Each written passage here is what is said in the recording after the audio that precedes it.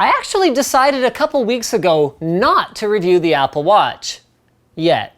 Not because it isn't an important product or because I couldn't get one or whatever, but because I felt like this piece of technology strapped to my wrist was in such a state of early access that given Apple's recent announcement of watchOS 2, I should probably just wait. Then I realized that watchOS 2 is coming in the fall, and Apple legitimately expects people to buy this thing and use it for months before those improvements materialize. So while I might still take another crack at it with more emphasis on functionality once that software update arrives, I've definitely got some words to say in the meantime.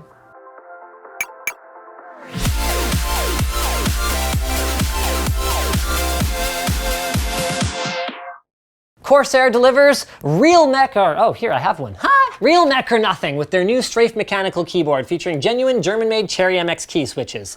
Click on my chin to learn more. I'm gonna move my chin now just to throw you for a loop. I know, I've teased this one before, but I'm really releasing it soon this time. Drop a like on the video if you wanna see us build a PC inside a mini fridge. It's gonna be awesome.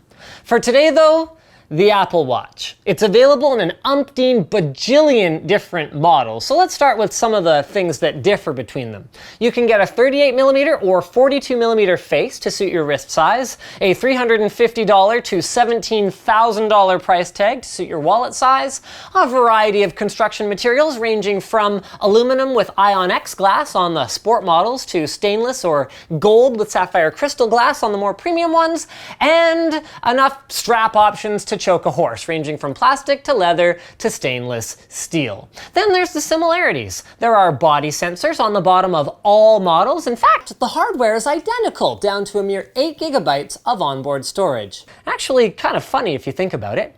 They've all got 2 buttons, a lower one for frequent contacts and the upper crown for bringing up the home screen and for scrolling vertically, which is a funny throwback to my BlackBerry days, actually. Funnier still because it comes from Apple, the inventor of momentum-based touch on everything, because scroll wheels.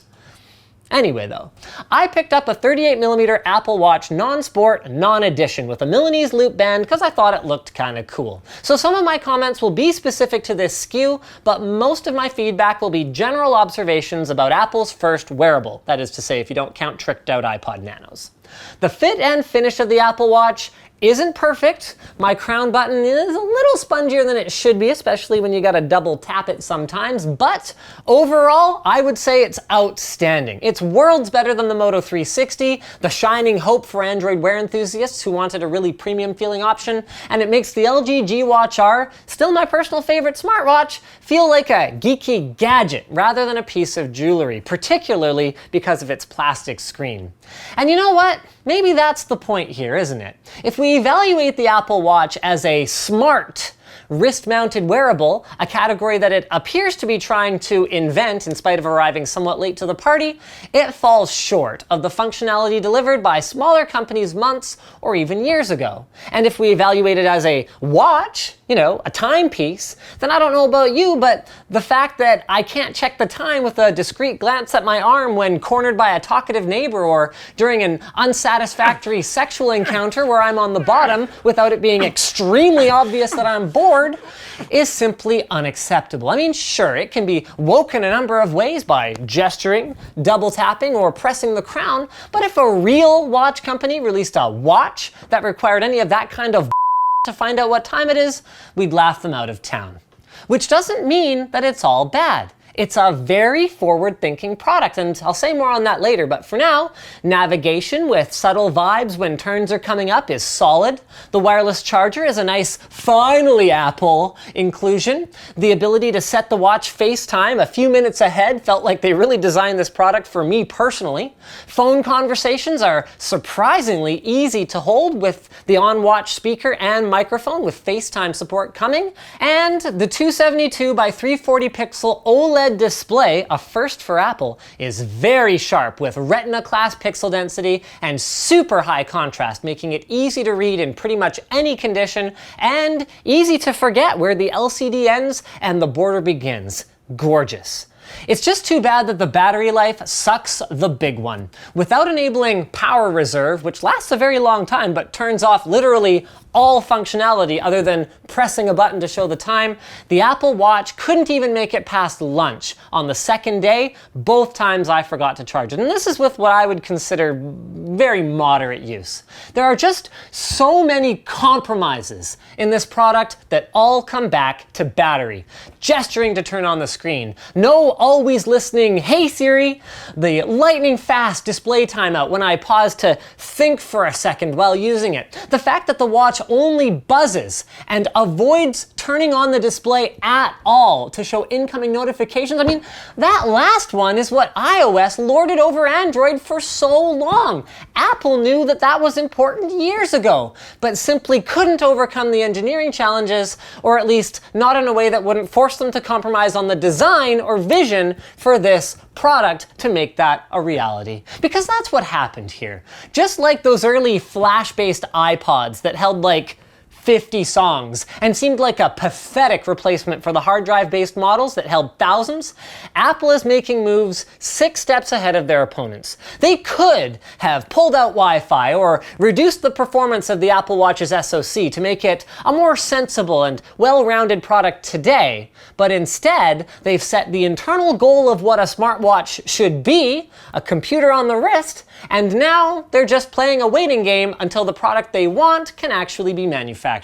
And I see why they did it, because what comes first? The chicken, the interactive computer on your wrist that Apple is trying to build, or the egg, the software that will run on that computer and make it functional?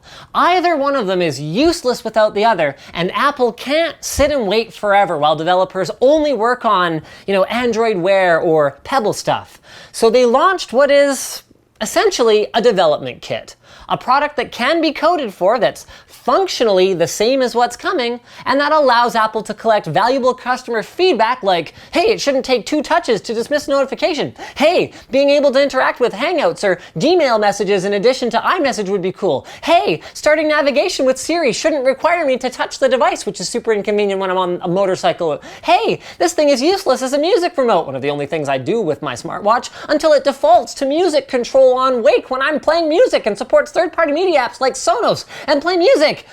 But one that will seem like an early adopter toy once the one with the always-on display, not to mention always listening Siri and stuff like that, arrives. Okay, so then Linus, should everyone who bought one feel like an idiot? Well, I'd say it depends why they bought it. If they bought it to have a great smartwatch, then yes.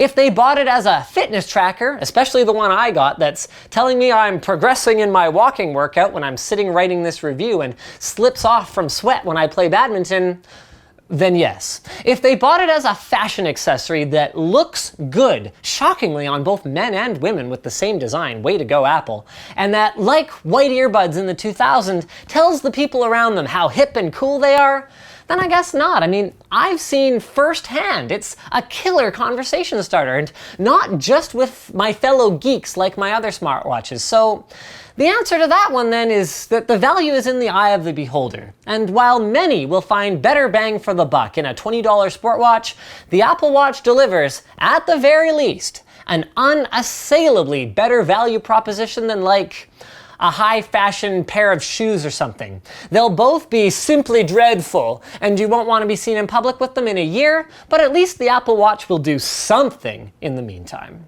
And why don't you do something about paying too much for your mobile bill? Ting.com, that's the mobile carrier that's focused on customer service. Why speak to a robot when you call your cell phone provider? You can get put through directly to a person with Ting. And you pay only for what you use, with the average Ting bill clocking in at only about $24 per month per device. And if you're stuck with a contract, you can switch to Ting and they'll cover 25% of your cancellation fee, up to $75. So head to linus.ting.com and try their savings calculator, where you enter your last few bills and find out, hey, would I actually be saving money on Ting or not?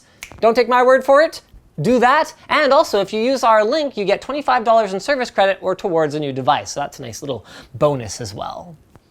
Thanks for watching, guys. If this video sucked, I think you know what to do. But if it was awesome, get subscribed, hit that like button, or even consider supporting us directly by using our affiliate code to shop at Amazon, buying a cool t-shirt like this one, or even with a direct monthly contribution through our community forum. Now that you're done doing all of that stuff, you're probably wondering what to watch next, so click that little button at the top right corner to check out Luke's video on the top 5 uses for the Intel Compute Stick, a little tiny computer. It's not that tiny. Well, it's pretty tiny. It depends on how you define tiny. It's bigger than this one, but also quite a bit more functional. From plastic to leather to stainless.